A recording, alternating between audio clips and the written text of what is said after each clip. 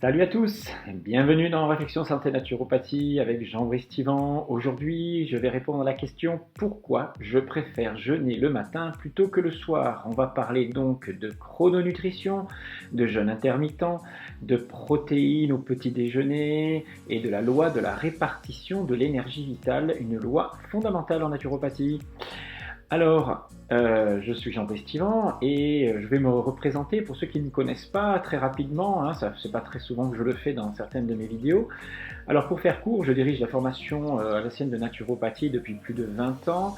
Je rappelle que j'ai grandi dans une famille où les questions de santé, d'hormèse en particulier, de pratiques d'activité physique comme l'haltérophilie, musculation, cyclisme étaient déjà au centre des préoccupations de mon adolescence. Et d'ailleurs, toutes ces préoccupations santé, je les ai largement remises en cause aujourd'hui. J'ai été aussi en formation universitaire en STAPS, sciences et techniques d'activité physique et sportive, qui m'ont permis de devenir professeur d'éducation physique et sportive. Donc.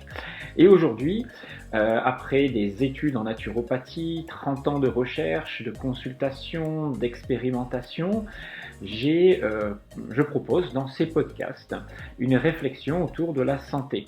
Et je m'appuie pour cela bien sûr de mon expérience, mais aussi des recherches scientifiques modernes, bien sûr de la compréhension de la physiologie moderne, et aussi bien sûr des expériences de personnes qui m'entourent et de rencontres, mais aussi à travers le regard que je peux avoir sur les peuples qui vivent partout dans le monde ou qui ont vécu sur cette planète. Voilà, donc tout ça m'a permis de réaliser des synthèses et aujourd'hui je vais vous en faire profiter à travers cette série de podcasts dans laquelle nous sommes consacrés au jeûne, à la pratique du jeûne, à savoir l'utiliser sans danger et à en tirer le meilleur profit possible. Alors, lors d'un jeûne intermittent, doit-on le faire le matin ou le soir ? Alors ça revient bien sûr à dire, faut-il mieux manger, privilégier le repas du matin ou celui du soir ? Si je ne mange le matin, est-ce que c'est important de consommer aussi des protéines plutôt que des glucides pour apporter certains acides aminés, comme la tyrosine par exemple, qui boosterait ma thyroïde. Alors, si je pose cette question-là, c'est parce que je suis tombé sur une vidéo d'un médecin que je vais vous présenter là juste tout à l'heure, et c'est parce qu'aussi ce discours de devoir manger des protéines plutôt le matin fait consensus chez les nutritionnistes et beaucoup de médecins fonctionnels en particulier qui nous expliquent que le repas du matin est plus important que celui du souper, que c'est mieux pour notre sommeil, pour notre chronobiologie, pour notre énergie. Voilà. Donc, on va essayer de répondre et de voir si cette affirmation-là est vraie, et on va essayer de se baser sur certains points particuliers qui ne sont pas toujours abordés d'ailleurs dans les commentaires de certaines vidéos. Alors, je ne vais pas faire ici le débat de quel type de petit déjeuner on doit faire, j'ai déjà fait les vidéos là-dessus. Et si vous me connaissez maintenant, vous savez que sur le plan physiologique, un petit déjeuner ne doit pas contenir beaucoup de sucre, de glucides, et doit davantage être riche en protéines et en graisses, lorsque surtout on recherche l'état de cétose, en régime cétogène, mais même si on n'est pas forcément en cétose, qu'on est juste en low carb, cela évite des pics de glycémie et donc d'insuline, qui est l'hormone pro-inflammatoire du corps et qui crée beaucoup de problèmes. Donc, on n'est pas dans ce débat-là. La question, c'est doit-on absolument manger le matin et faire plutôt du jeûne intermittent le soir, c'est-à-dire manger un repas donc le matin, midi, et s'arrêter après une collation à 16 heures par exemple, pour avoir un jeûne intermittent qui va durer 15-16 heures. Tout ça pour respecter un repos digestif qui est utile et stimuler l'autophagie que nous avons abordé donc dans la première partie de cette série de podcasts. Alors pour ma part, moi, je fais 2 à 4 fois par semaine du jeûne intermittent, mais jamais le soir. Je préfère faire un bon repas le soir et pas du tout de repas le matin, plutôt que l'inverse. Et le matin, quand je mange, je me contente juste de 3 œufs avec du beurre au lait cru, voilà, pour me maintenir en cétose. Ça fait partie de mon alimentation cétogène dans laquelle je suis depuis un certain temps. Alors, voyons les arguments des professionnels de santé qui vous invitent à jeûner plutôt le soir ou alors à faire un repas plus copieux le matin. Quels sont leurs arguments? Essayons de comprendre tout ça. Alors le premier argument que je développerai surtout dans le prochain podcast, qui consiste à dire que nous sommes des êtres diurnes, c'est-à-dire actifs le jour et faits pour dormir la nuit, ce sont nos rythmes circadiens, ce qui est absolument vrai, puisque nous ne sommes pas des prédateurs nocturnes, nous avons l'habitude de chasser et de cueillir le jour, nous avons besoin de la vision réelle, de l'exposition au soleil. Donc, depuis, il est vrai, la nuit des temps, nous vivons et sommes actifs le jour. Et donc, devons respecter le repos nocturne. Et dans ce repos de la nuit, nous devons avoir une digestion qui ne soit pas trop pénible, pas trop longue, et qui empiéterait, sinon, si elle était trop pénible et longue, sur une phase de restauration tissulaire, qui débute lorsque notre taux d'insuline est relativement bas, a baissé, et donc si je mange trop le soir ou trop tardivement, eh bien, cette phase d'autophagie, cette phase de restauration tissulaire, où l'insuline est basse, eh bien, va être décalée et moins forte la nuit. Donc je récupère moins. Donc il serait préférable de manger mieux le matin, de faire un jeûne intermittent en sautant le repas du soir. Dans les 16 à 18 heures de repos digestif qui nous sont proposés lorsqu'on fait un jeûne intermittent, on inverse le processus d'assimilation, on est dans une forme de désassimilation qui favorise l'autophagie, voilà, comme j'ai décrit dans la partie 1. Alors ce raisonnement tient absolument, je ne le conteste absolument pas. Mais comme vous allez le découvrir prochainement dans notre prochaine vidéo, on va voir que nos ancêtres ne respectaient pas toujours ces rythmes biologiques, que notre horloge biologique, et si on se base sur notre horloge biologique, mais aussi sur le coût énergétique de la digestion, eh bien ce raisonnement-là n'est plus aussi valable qu'on l'imagine. Mais tout ça, je le développerai dans la prochaine vidéo. C'est un argument que je compléterai à la suite de celui que je vais développer aujourd'hui. Donc l'argument d'aujourd'hui, c'est qu'on vous donne pour vous inciter, pour vous montrer qu'il faut manger plutôt le matin plutôt que le soir et jeûner donc le soir, qui est basé sur une affirmation comme celle que je vais vous montrer du docteur Résimond. Alors j'ai trouvé cette vidéo, cet extrait de vidéo tout à fait par hasard. Je ne connaissais pas bien ce médecin que j'ai découvert et qui me paraît très intéressant. Alors il est spécialiste en médecine fonctionnelle, je m'y intéresse depuis quelque temps. Alors c'est une médecine qui s'appuie sur la nutrition, sur la micronutrition, avec une approche un peu causaliste en essayant de comprendre d'où viennent les symptômes d'un patient à travers une analyse génétique, mais aussi de son mode de vie, de son environnement, de son statut hormonal, etc. Donc tout ça est très très intéressant. Mais ce médecin, comme vous allez voir, donne un argument qui, à mes yeux, est faux. Voilà, il y a une erreur, il y a des choses qui sont oubliées, même s'il paraît intéressant. Mais je précise que ce n'est pas parce que je ne suis pas d'accord avec ce médecin sur ce point-là que je ne suis pas d'accord avec tout ce qu'il dit. Je trouve d'ailleurs que son approche de la médecine est bien plus ouverte et riche et, on va dire, colle beaucoup plus à la physiologie que celle que proposent la plupart des médecins. Et sur une très grande partie de son discours, je ne peux aller que dans son sens et reconnaître l'intérêt de ses connaissances et de ses idées. Mais sur l'explication qui suit, je pense sincèrement qu'il se trompe et que l'on est dans une approche très théorique qui ne colle pas à la réalité de la physiologie. Voyons et écoutons-le pour comprendre. On se retrouve juste après pour commenter ça. Faire un régime intermittent, mais en privilégiant, comme vous l'avez proposé, le petit déjeuner, le repas du midi et juste en supprimant le dîner. En fait, notre tube digestif est fait pour se mettre au repos un certain nombre d'heures par jour. Le fait de tout le temps grignoter, on le fait très sans arrêt, et le fait de manger tard le soir et puis de recommencer à manger tôt le matin, finalement l'intestin travaille toujours. Donc on a intérêt à le mettre au repos. Et c'est vrai que là, on est fait en fait pour avoir le matin un repas lourd qui fait starter la journée. En effet, dans les protéines du matin, on a cette fameuse tyrosine qui devient la pêche énergie, mais aussi la tyrosine devient l'hormone thyroïdienne T4. Donc si vous ne mangez pas le matin et pas de protéines, vous êtes en hypothyroïdie, vous êtes crevé, fatigué de la journée, vous n'avancez pas, vous êtes une navette. C'est ça. Donc Voilà, alors j'espère que vous avez compris ce qu'il a voulu dire, hein. Donc je répète très rapidement, il explique que sans un petit déjeuner riche en acides aminés et en particulier un petit déjeuner qui apporte de la tyrosine, ce précurseur de neurotransmetteurs comme la sérotonine ou la dopamine, qui est aussi un précurseur de la thyroxine, hein, les hormones thyroïdiennes, eh bien nous ne pourrions pas avoir une énergie satisfaisante le matin.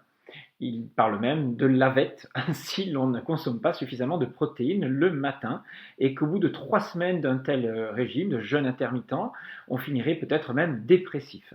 Alors, il suffit d'observer la réalité, hein, du nombre de personnes moi, que j'ai coachées pendant toute ma vie et mon exemple aussi voilà, existe, hein, des personnes qui font du jeûne intermittent régulièrement, n'ont pas de problème de dépression et ont une très très bonne énergie. D'ailleurs, moi, je ne mange pas, et quand je ne mange pas le matin, que j'ai l'énergie qui est maximale et que je peux faire mes séminaires de l'exercice physique, etc.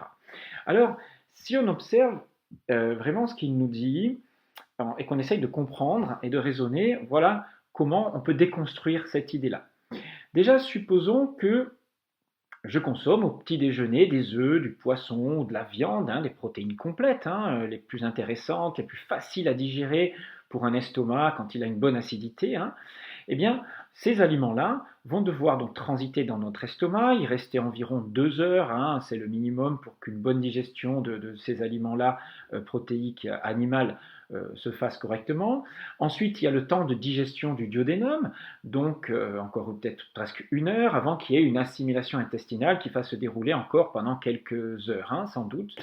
Ça veut dire qu'il nous faut un minimum de 4, 5, 6 heures pour assimiler les protéines contenues, les digérer et les assimiler. Et ensuite, il va falloir les métaboliser. C'est-à-dire que lorsque vous consommez de la viande, eh bien, les protéines qui sont assimilées doivent passer par le foie pour subir des sortes de transformations, de resynthèse, réassociation, etc. et en faire des nutriments utilisables par nos cellules. Vous croyez sincèrement, après tout ce temps de digestion et de métabolisation, que ce que vous consommez le matin va être directement utilisé dans les 4 heures qui suivent leur ingestion? Bien sûr que non.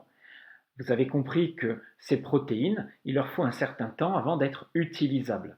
Ce sont même des protéines que je vais donc ingérer la veille ou même l'avant-veille, qui vont être retransformées, humanisées par mon foie, etc. ensuite, et qui vont alimenter mon corps et répondre à mes besoins. Car même si l'on ne stocke pas de protéines, la seule façon de stocker les protéines, c'est de les stocker dans les muscles, hein, voilà, les stocker à mesure en fonction de nos besoins, si on n'a pas d'apport régulier, on est bien d'accord. Hein. Mais ce ne sont pas les protéines que je vais consommer dans les heures qui précèdent mon activité qui vont me stimuler. Hein. Ces acides aminés, on sait qu'ils ne sont pas à disposition de suite. Donc, retenez bien que cette tyrosine que je vais assimiler ne sera pas à disposition pour fabriquer de la thyroxine, la T4, la T3, dans les heures qui suivent. Donc, vous comprenez que les heures qui suivent l'ingestion d'un aliment protéique, que ce soit de la dinde, du tofu, des œufs ou de la viande, etc., eh bien, ces aliments ne peuvent pas m'apporter d'énergie directement utilisable. Dire que les acides aminés ou que la tyrosine ingérée au petit déjeuner donne l'énergie du matin ou dans la journée est pour moi une erreur physiologique qui ne tient pas compte des temps de digestion et de métabolisation. C'est le même raisonnement qu'on peut avoir chez ceux qui affirment que l'on doit manger des graisses, plutôt du fromage au petit déjeuner, car le corps aurait un métabolisme plus élevé dans la journée, donc il brûlerait ces énergies-là et ces excès de graisse, hein, si l'on en fait, seraient éliminés suite à une activité que l'on aurait dans la journée. Non, ça n'est absolument pas vrai. Ne croyez pas que votre morceau de fromage du matin soit une source d'énergie utilisable dans les heures qui suivent son ingestion. Bien sûr que vous activez le métabolisme et que vous brûlez un petit peu plus grâce à la digestion, mais tous ces acides gras que vous consommez ne vont pas être mis en réserve et utilisés comme source d'énergie que vous arriverez à mobiliser dans la journée. Alors attention, hein, je ne parle pas ici d'aliments glucidiques consommés le matin. Ce sont les seuls qui sont capables de libérer de l'énergie directement utilisable dans le corps. Mais attention, l'inconvénient, vous savez, ce sont les pics d'insuline qu'ils vont générer, qui vont entraîner une hypoglycémie réactionnelle, et ces pics d'insuline sont source aussi d'inflammation, donc de baisse d'énergie vers 10-11 heures, hein, quand on consomme trop de sucre le matin. Donc attention, ce n'est pas du tout ça que je prône. Donc voici ma logique. Lorsque je jeûne le matin, moi, mon énergie, ma lucidité, ma concentration est excellente tout au long de la matinée. C'est pour ça que lorsque j'ai un séminaire à conduire, lorsque je vais faire un footing, lorsque je vais faire ma séance de musculation, je le fais toujours à jeun, l'estomac vide. Pourquoi? Eh bien, il faut comprendre la loi de la répartition de l'énergie pour comprendre cela. Lorsque je mange le matin, pour moi, ce sont juste des œufs, comme je le dis, avec un peu de beurre cru. Même si je le digère parfaitement bien, mon corps est tout de même obligé d'emprunter de l'énergie nerveuse pour assurer cette digestion. Toute cette énergie, je dis bien, je parle là d'énergie nerveuse, d'impulsion électrique qui part de mon cerveau pour activer la motilité de l'estomac, de l'intestin, sécréter des enzymes, permettre donc le péristaltisme, etc. Tout ça a un coût énergétique, un coût nerveux, un coût hormonal. Donc si cette énergie est distribuée majoritairement sur mon système digestif, alors on va voir que cette énergie est moins disponible pour assurer d'autres fonctions, que ce soit ma pensée, que ce soit bouger, courir ou même éliminer. Donc on rentre ici dans des considérations d'une grande loi qu'on appelle la loi de la distribution de l'énergie. Ce que vous consommez d'un côté, dans un organe, n'est plus disponible dans un autre. Je parle en termes d'énergie nerveuse. Parce que vous devez savoir que ce que nous appelons, nous, énergie vitale, quand vous vous reposez, quand vous allez au contact de la nature, du soleil, vous respirez le prana, etc., ce sont des énergies subtiles qui se transforment en une énergie vitale qui devient une réserve nerveuse et glandulaire. Cette énergie est ensuite redistribuée à l'ensemble de votre organisme. Et cette énergie que vous avez donc stockée va être la même qui est distribuée à l'ensemble de toutes les fonctions de l'organisme, que ce soit les muscles, les organes digestifs, respiratoires, les émonctoires, peau, reins, côlon, votre cerveau, mais aussi votre énergie libido. Tout ça, c'est la même énergie distribuée et répartie dans l'organisme. Donc lorsque vous consommez une grande partie de votre énergie dans une digestion qui va durer longtemps ou qui est même, je veux dire, relativement normale, vous avez forcément un afflux de sang, un afflux nerveux, d'énergie nerveuse, dans le système digestif.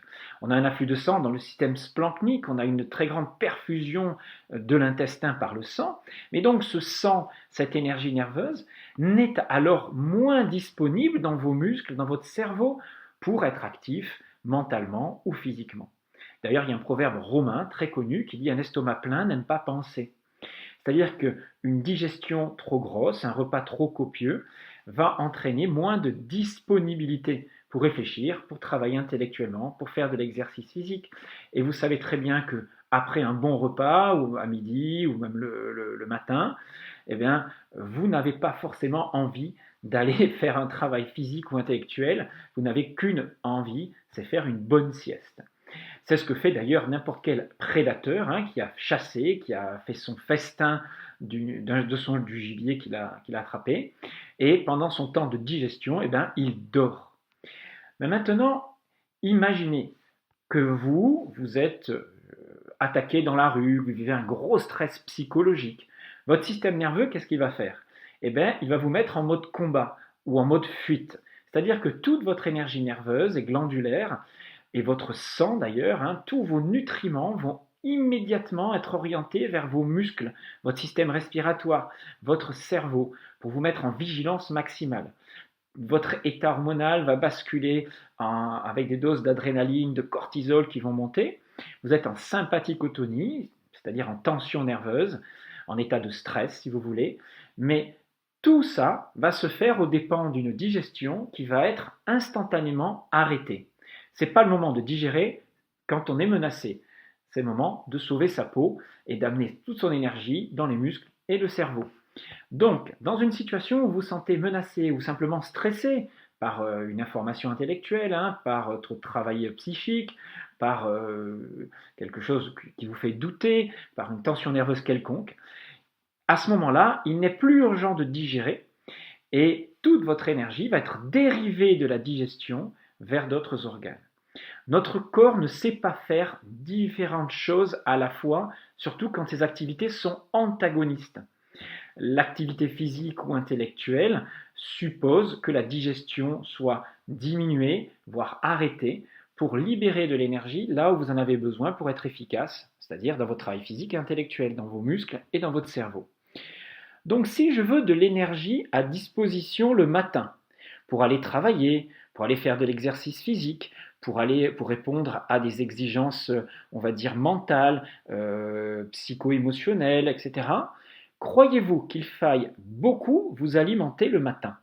Croyez-vous que ce que vous allez apporter comme aliment dans votre repas va être disponible en plus le matin? Alors vous avez compris, si vous avez compris mon raisonnement, la réponse est évidente. Vous serez beaucoup plus disponible le ventre vide. Mais attention, cela reste valable si vous ne souffrez pas de forte résistance à l'insuline dans un premier temps, ou si vous avez l'habitude de consommer un gros repas glucidique le matin. Dans les premiers moments, si vous avez l'habitude de faire ça, et que vous mettez à jeûner le matin, vous aurez quand même un petit état de malaise, peut-être de mal-être. Alors ce n'est pas toujours le cas, hein. Il y a des gens qui, du jour au lendemain, changent leur façon de fonctionner en petit déjeuner, suppriment le petit déjeuner, même s'il était glucidique, et fonctionnent très bien dans la matinée, sans coup de pompe. Mais en 2-3 jours, pour ceux qui avaient des petits malaises dans la phase d'adaptation, eh bien, ils disparaissent très rapidement. Donc testez et vous verrez. Alors si, comme moi, votre alimentation est plutôt low carb, moi elle est à dominante graisse-protéine puisque je suis en cétose, hein, c'est-à-dire que je suis en régime cétogène, après une période d'adaptation, vous pourrez même vous contenter d'un seul repas par jour. Moi, je préfère toute la journée être en jeûne et puis faire un bon repas le soir. Alors, on verra que c'est comme ça que fonctionnait aussi Alain Rousseau, hein, je lui rends hommage, hein, c'était mon ancien professeur de naturopathie, alors il est toujours vivant, hein, c'était l'ancien institut Marchesso à Paris, et dans les années 90, lorsque nous on mangeait, donc quand on était en formation, hein, à midi on s'amenait un petit pique-nique, lui ne mangeait rien, strictement rien, et il fonctionnait toute la journée à jeun, et il mangeait un bon repas le soir. Donc il était en homade. Alors il y a plus de 30 ans, hein, mais voilà, c'est des choses qui existaient déjà depuis longtemps, même si c'est aujourd'hui un mode alimentaire un petit peu moderne, comme on dit. Et il assurait parfaitement ses cours, hein, de 9h à 19h en étant à jeun avec une très très bonne énergie. Donc, pour conclure cette vidéo, dire que faire un gros repas le matin, même protéique, vous apportera de l'énergie pour la journée est une double erreur. Une, parce que vos cellules ne sont pas nourries par ce que vous consommez le matin, donc tenez compte des temps de digestion et de métabolisation des nutriments. Deux, parce qu'au contraire, la digestion a un coût énergétique supplémentaire qui dérive l'énergie nerveuse et glandulaire dans le système splanchnique, hein, le système digestif, et donc rend cette énergie moins disponible pour assurer d'autres fonctions, en particulier mentales, puisque notre fonctionnement aujourd'hui est essentiellement mental. Hein. Attention, cela ne veut pas dire que tout le monde doit jeûner le matin. J'ai déjà fait un podcast qui explique que pour certaines personnes, ne pas manger le matin peut être une source de baisse du métabolisme général, entraîner une certaine frilosité, un mal-être. Mais la question la plus importante est, avez-vous vraiment faim le matin? Et est-ce que ce que vous appelez vous la faim n'est pas autre chose qu'un mal-être? Il y a une dépendance au sucre par exemple. Hein. Dans ce cas, ce n'est pas une vraie faim qui correspond à une réelle demande cellulaire en nutriments. Voilà, alors je reprendrai un petit peu tout ça dans le podcast suivant, en allant encore plus loin, je vous parlerai de chronobiologie ancestrale, de voir comment nos ancêtres ne respectaient pas tout à fait ce que l'on vous dit aujourd'hui quand on vous parle de chrononutrition. Mais si toutes ces questions sur le jeûne vous intéressent et si vous souhaiteriez encore en plus vivre un vrai jeûne en étant encadré, en suivant les variations urinaires, les variations de ce qui se passe au niveau du sang, en comprenant tout ce qui se passe dans votre organisme, en vivant un séjour de revitalisation, voilà, je vous invite à participer à celui que j'organise du 3 au 7 juillet 2024 5 jours d'immersion dans la nature, en groupe, dans une ambiance très conviviale. Alors attention, c'est limité à 18 places et je propose même une réduction de 20 € aux 5 premiers préinscrits sur le site, donc alsacenaturo.com. Je mets le lien d'inscription dans les commentaires. Voilà, abonnez-vous. Ça me fait toujours plaisir d'avoir de plus en plus d'écoutes et d'abonnés. Je vous remercie d'être toujours aussi nombreux à me suivre. N'oubliez pas que je vends aussi des formations. Si vous voulez aller beaucoup plus loin, c'est gagnant-gagnant. Vous me suivez, vous me soutenez. Je continue à faire des podcasts et vous apprenez énormément de choses. Vous pouvez trouver tout ce que je peux vendre comme formation sur le site alsacenaturo.com. N'hésitez pas à mettre des commentaires et puis on se retrouve dans une petite semaine pour la suite de cette série consacrée aux jeunes. À très bientôt.